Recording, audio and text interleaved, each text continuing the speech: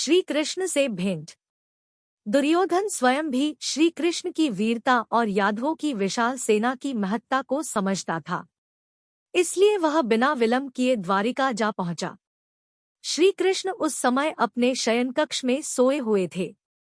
दुर्योधन शयनकक्ष में ही उनके सिरहाने की ओर बैठकर उनके उठने की प्रतीक्षा करने लगा। संयोग से अर्जुन भी उसी दिन श्री कृष्ण से मिलने द्वारिका पहुंचे थे।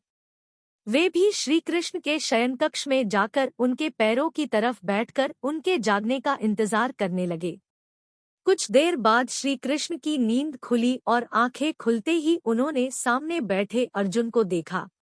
तत्पश्चात उनकी दृष्टि अपने सिरहाने बैठे दुर्योधन पर पड़ी। दोनों ने श्री कृष्ण को प्रणाम किया।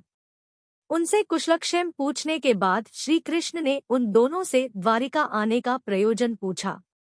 दुर्योधन और अर्जुन दोनों ने युद्ध में श्री कृष्ण और उनकी विशाल यादव सेना की मदद मांगी।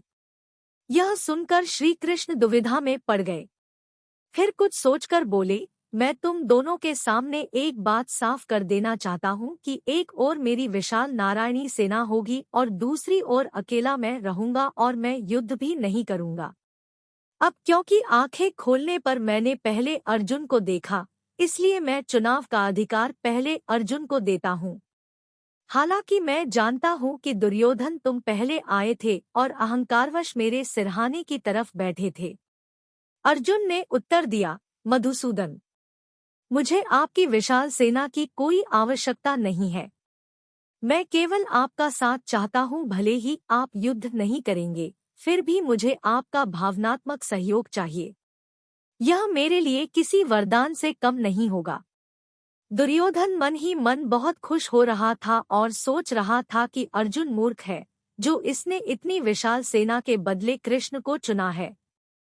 वह बोला, कृष्ण, मुझे आप अपनी नारायणी सेना दे दें। आपकी विशाल सेना की सहायता से हम यह युद्ध बड़ी आसानी से जीत लेंगे। फिर दोनों वापस लौट गए।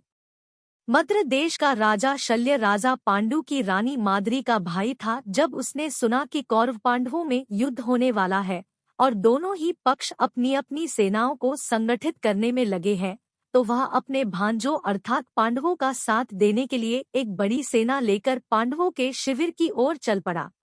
अपने गुप्तचरों द्वारा दुर्योधन को जब यह जानकारी मिली तो उसने कर्ण और शकुनी से सलाह कर एक कुटिल चाल चली।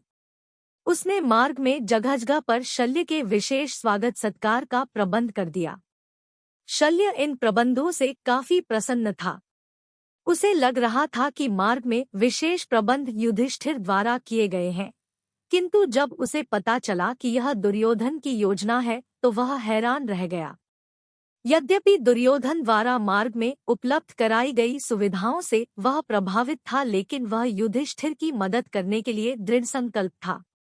उसने औपचारिकतावश दुर्योधन को धन्यवाद दिया और पूछा, दुर्योधन, तुमने मुझे और मेरी सेना को मार्ग में जो सुविधाएं उपलब्ध कराई हैं, मैं उसके लिए तुम्हें धन्यवाद देता हूँ।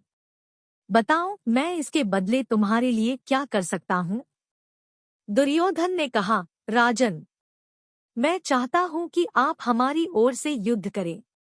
यद्यपि शल्य दुर्योधन की धूर्तता से परिचित था, पर वह ऐसी मांग करेगा, यह उसने नहीं सोचा था। कोई उत्तर दिए बिना वह युधिष्ठिर के पास गया और उन्हें सारा वृत्तांत कह सुनाया।